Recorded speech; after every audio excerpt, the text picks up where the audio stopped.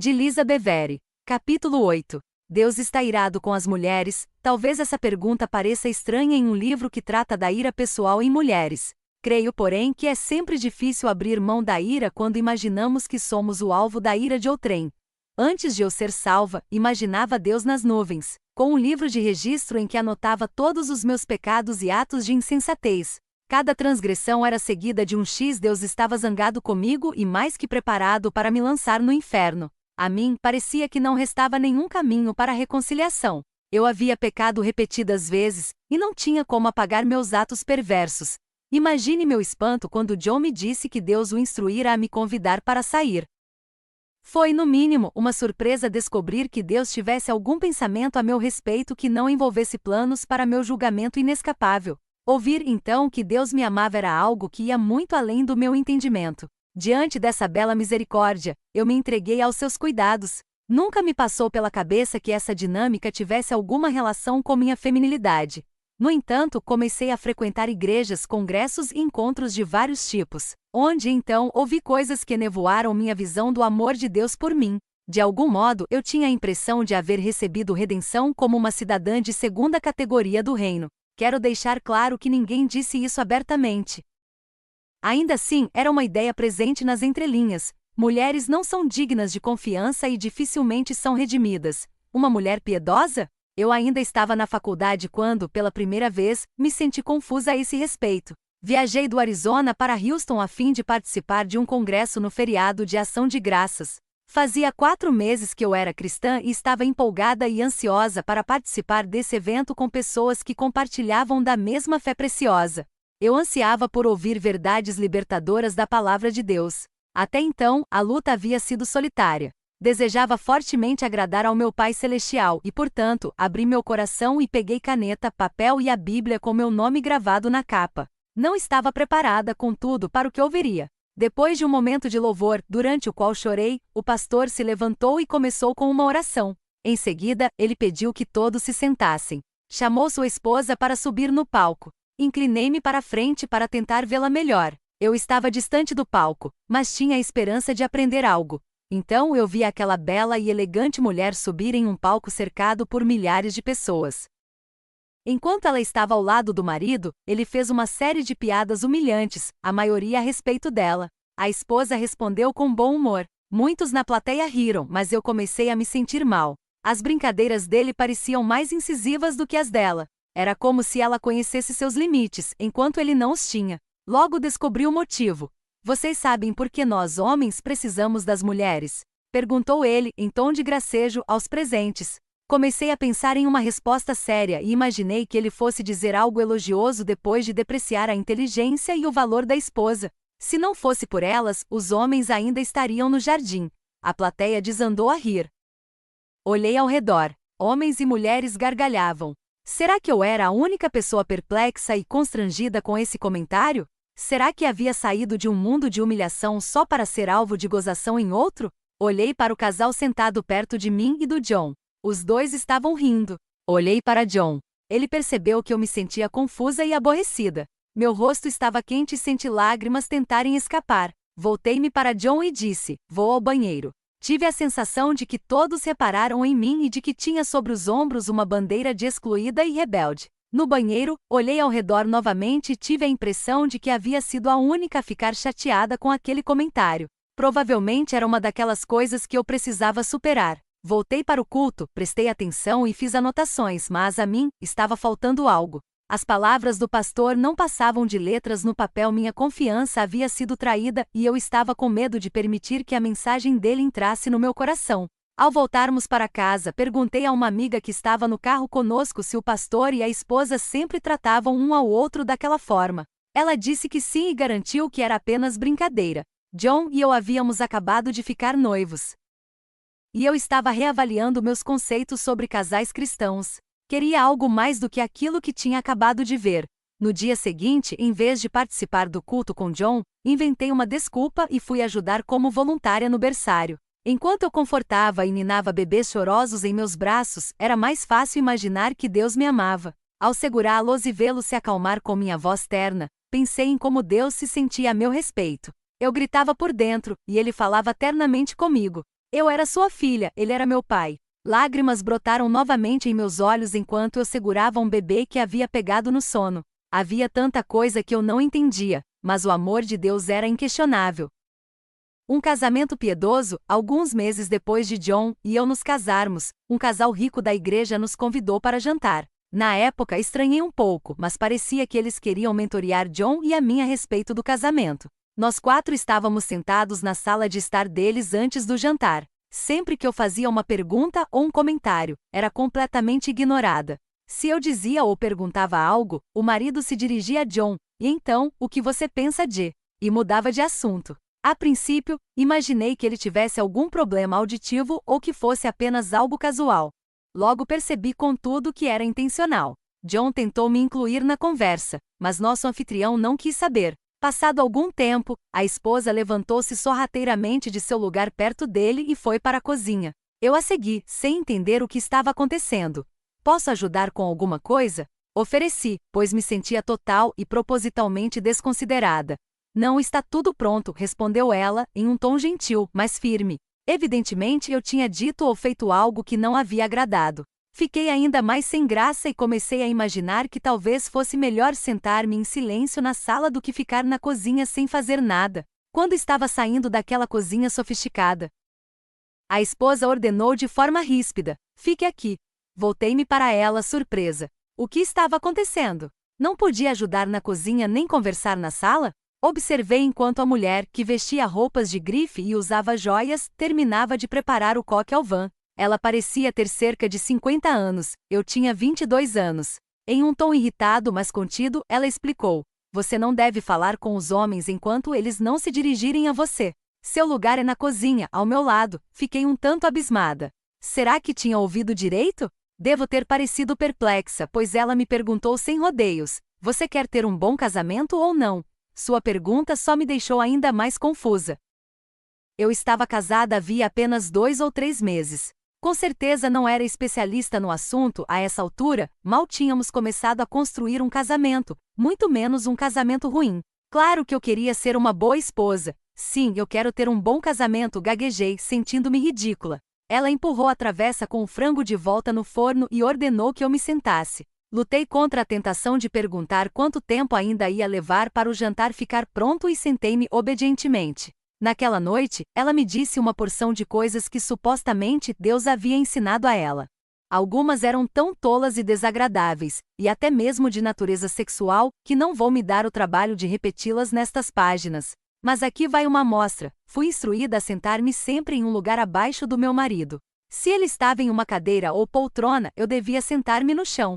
Imaginei que essa instrução não poderia ser aplicada na sala de jantar, onde todas as cadeiras pareciam ser da mesma altura. Percebi que havia quebrado essa regra ao ter a ousadia de me sentar ao lado do meu marido no sofá quando chegamos. Então era por isso que ninguém me respondia. Ela prosseguiu com sua transmissão de sabedoria. Se em algum momento eu tivesse vontade de retrucar algo que meu marido dissesse, deveria procurar de imediato um vaso sanitário e ajoelhar-me diante dele. O objetivo desse exercício era me lembrar de meu lugar e impedir um eventual acesso de raiva insensato a aflorar em mim. As únicas ocasiões em que eu havia me ajoelhado diante de um vaso sanitário haviam sido por causa de náuseas, algo que eu estava sentindo naquele instante. O sexo era reduzido a um dever que não incluía necessariamente meu prazer. Criei coragem e questionei seu conselho nessa área. Por que Deus teria criado homens e mulheres com a capacidade de ter prazer se Ele quisesse que fosse bom apenas para os homens? Você deve fazer sexo sempre que seu marido desejar, quer você goste ou não.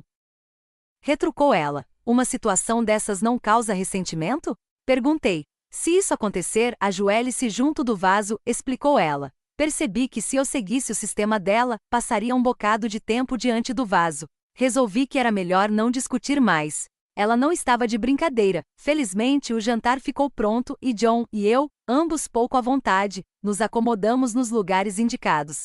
Passei todo o jantar no mais absoluto silêncio, procurando não cometer novas transgressões. John também parecia constrangido. Comecei a ficar apreensiva ao imaginar as instruções que ele havia recebido enquanto eu ouvia o sermão na cozinha. Logo depois do jantar, dissemos que precisávamos ir embora e, em meio à chuva e frio, corremos até o carro. Havia um enorme peso sobre nós dois. Que visita mais estranha. Você reparou que eu não podia falar e que o marido foi mal educado? Perguntei. John parecia pensativo. Foi meio estranho mesmo, mas talvez ele só quisesse conversar a sós comigo, de homem para homem. Há maneiras de fazer isso sem ser indelicado, retruquei. O que ele perguntou para você depois que eu saí da sala? Eu quis saber. Uma porção de coisas, respondeu John. Ele fez perguntas pessoais a meu respeito, tipo, sobre nossa vida sexual? Perguntei com um misto de constrangimento e medo. Sim. Foi esquisito, reconheceu John. Esses dois são estranhos demais. Não teve cabimento eles nos separarem para fazer perguntas sobre nossa vida pessoal. Eles têm boas condições de vida e são importantes na igreja. Estavam apenas tentando ser simpáticos. John estava defendendo os dois ou se sentia tão confuso quanto eu? Fui para a cama me sentindo apreensiva. E se o casamento havia sido um subterfúgio para me colocar em uma situação horrível de opressão? Será que outras mulheres cristãs seguiam essas regras? Talvez fosse como na associação de moças da universidade, em que rituais e significados secretos eram revelados durante a iniciação. John parecia um pouco distante. Talvez ele tivesse pedido para a esposa falar comigo. Afinal, era um excelente sistema para os homens. Meu cérebro excessivamente imaginativo trabalhava em velocidade máxima e, ao amanhecer, eu estava certa de que era uma esposa escravizada. Quando me levantei, John já havia saído para o trabalho. Arrumei-me às pressas e fui para o escritório da igreja, onde eu trabalhava no departamento financeiro. Sentia-me tão pesada e desalentada que comecei a chorar no caminho para o escritório e não consegui parar. Chorei a manhã inteira junto à minha mesa. Se alguém me perguntava qual era o problema, eu apenas acenava negativamente com a cabeça. Por fim, minha chefe veio conversar comigo. Lisa, você passou a manhã inteira chorando. O que está acontecendo? Antes que eu pudesse me conter, relatei a ela todos os detalhes, exceto o nome do casal que nos convidará para jantar. Ela ouviu com certa incredulidade, mas eu não consegui identificar se era em relação à forma que eu tinha reagido ou aquilo que eu havia relatado. Fique aqui e procure se recompor, disse ela antes de sair. Então, voltou alguns minutos depois com a esposa do pastor. Fiquei apavorada, mas foi sem motivo. Quem lhe disse todas essas besteiras? Perguntou a esposa do pastor. Hesitei ao lembrar em que medida o casal era importante na igreja. Eu era uma membro humilde, eles eram cheios de grana. Quero saber quem disse isso, exigiu ela. Quando contei, ela ficou furiosa. Explicou que os dois eram recém-convertidos e não tinham condições de instruir ninguém. Estavam casados fazia apenas 1 ou 2 anos, ela era a terceira esposa dele e ele era o segundo marido dela. Só porque eles têm dinheiro, não significa que sabem tudo sobre as coisas de Deus. Não se passaram nem 2 anos e aquele casal se divorciou. Pelo jeito o sistema de se ajoelhar junto ao vaso não funcionava. Apresentei anteriormente 2 exemplos de abuso de mulheres com o suposto respaldo de Deus. Um caso mais leve e outro mais grave. Infelizmente, os 2 tipos são extremamente comuns. Por que as mulheres riem de comentários incisivos contra seu gênero feitos pelos líderes de quem elas esperam receber treinamento, proteção e orientação? Será que elas têm medo de não rir? Temo que o problema seja mais profundo. Em alguma medida, elas acreditam que esses comentários sejam verdadeiros e, portanto, que elas mereçam o abuso que sofrem. Eu aprendi uma coisa: minha opinião não importa, a palavra de Deus é a autoridade final. Deus está irado com as mulheres? O Criador do universo guarda algum rancor de nós? Busquemos a resposta em sua palavra. Um marido amoroso, pois o seu Criador é o seu marido, o Senhor dos Exércitos é o seu nome, o Santo de Israel é seu Redentor. Ele é chamado Deus de toda a terra. O Senhor chamará você de volta como se você fosse uma mulher abandonada e aflita de espírito, uma mulher que se casou nova, apenas para ser rejeitada, diz o seu Deus. Por um breve instante eu a abandonei, mas com profunda compaixão eu a trarei de volta. Num impulso de indignação escondi de você por um instante o meu rosto, mas com bondade eterna terei compaixão de você, diz o Senhor, o seu Redentor. Para mim isso é como os dias de Noé, quando jurei que as águas de Noé nunca mais tornariam a cobrir a terra. De modo que agora jurei não ficar irado contra você, nem tornar a repreendê-la. Embora os montes sejam sacudidos e as colinas sejam removidas, ainda assim a minha fidelidade para com você não será abalada, nem a minha aliança de paz será removida. Diz o Senhor, que tem compaixão de você. Isaías 54, 5-10. Nosso Pai maravilhoso compara a redenção que Ele nos dá ao amor de um marido por sua esposa. Ele poderia ter dito, seu Criador é seu pai, mas não o fez. Ele se apresenta como um marido amoroso que restaura sua esposa rebelde. Em seguida, compara a certeza de sua promessa à certeza daquilo que ele prometeu a Noé. Embora os montes sejam sacudidos e as colinas sejam removidas, ainda assim a minha fidelidade para com você não será abalada, nem a minha aliança de paz será removida. Não importa quão intensamente nossa vida seja sacudida, o amor de Deus por nós jamais vacilará. Precisamos ter essa questão resolvida em nossa mente de uma vez por todas. Essa passagem não vem acompanhada de ressalvas. A promessa é para todos. Não exclui mulheres solteiras, divorciadas, estéreis ou viúvas. A promessa também abrange todas as faixas etárias. É proferida em um tom afetuoso e terno. É a voz de Deus falando a pessoas amadas e preciosas. Ele pronuncia paz às mulheres. Receba essa paz e deixe que ela acalme sua ira e seu medo. Nós temos a oportunidade de servir e cuidar. Mas quando vivemos sob medo constante do descontentamento de nosso Pai Celestial, cansamo-nos de fazer o bem. Tememos que nenhum esforço seja bom o bastante, que nenhum sacrifício seja grande o suficiente. Lembre-se de que a graça não se baseia naquilo que fazemos, mas sim no que foi feito por nós. Nenhuma de nós poderia ter uma vida suficientemente agradável a Deus, obediente a todos os seus estatutos. Precisamos ser mulheres segundo o coração de Deus, mas não o buscaremos se temermos sua rejeição e sua cólera. Esse medo cria um ambiente carregado de frustração e, inevitavelmente, de ira. Deus quer libertar suas filhas desse fardo pesado que as oprime e as deixa em estado constante de exasperação. O simples fato de que Jesus voltará para buscar sua noiva reforça o terno amor de Deus pelas mulheres. Se fossemos algo inferior a companheiras que completam o homem, Deus não teria escolhido o relacionamento íntimo entre marido e esposa para ilustrar o grande mistério de Cristo e de sua igreja. Pai Celestial, dirijo-me ao Senhor no precioso nome de Jesus. Sei que permiti que uma mentira se infiltrasse em meu coração e tirasse a paz de meu relacionamento com o Senhor. Creio naquilo que o Senhor declarou. Creio que o Senhor existe e é verdadeiro, bom e justo. Por favor, remova qualquer vestígio da mentira de que o Senhor está irado comigo porque sou mulher. Sou mulher em virtude de seus planos e de seus propósitos.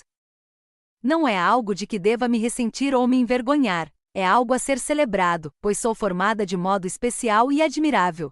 Remova toda a vergonha, toda a culpa e todos os estereótipos de minha mente. Renove em mim um espírito estável, e grave em meu espírito que tipo de mulher o Senhor quer que eu seja. Eu perdoo aqueles que me caluniaram por preconceito e ignorância, eles não sabiam o que estavam fazendo. Senhor, restaure e reconcilie homens e mulheres, para que possam voltar a viver no jardim frutuoso de seu amor.